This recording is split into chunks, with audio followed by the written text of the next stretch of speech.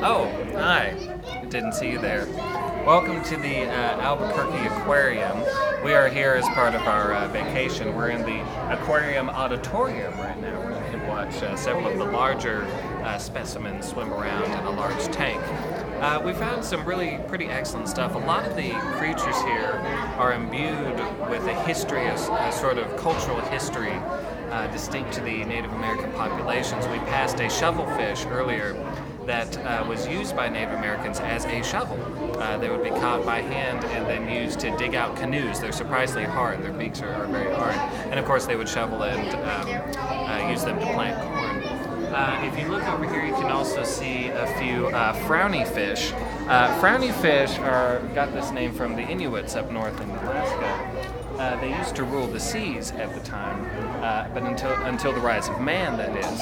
And there were several very major fights with the various Inuit tribes, and Inuits triumphed. And so the fish today, as a signifier of the horrible defeat that they suffered at the hands of the Inuits, now wear a perpetual frown. They're known as the grumpiest fish in the ocean. You can also see some sand tiger sharks. Sand tiger sharks are sort of considered the, try to put this delicately, the slower cousin of the regular tiger shark. The reason they're called the sand tiger shark is one, the sort of brownish, light brown hue to their skin, but also they are known to come up as close to shore as they can, get mouthfuls of sand, and eat them.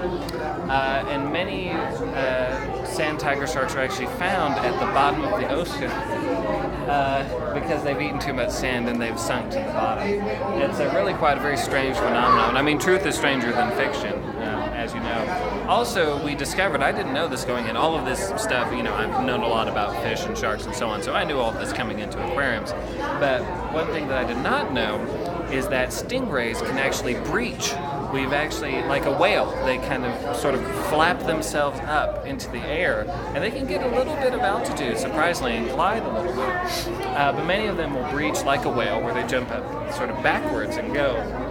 Fortunately, the ones here have been trained not to, and you can tell when one is being trained because they will come up as close as they can to the glass and sort of come up over and over again. It's a really quite an interesting phenomenon. We have been discouraged from throwing the stingrays as like paper airplanes. It is possible to do because they're surprisingly light, but there is a sign back there we can't show you right now that says please do not throw the stingrays like paper airplanes.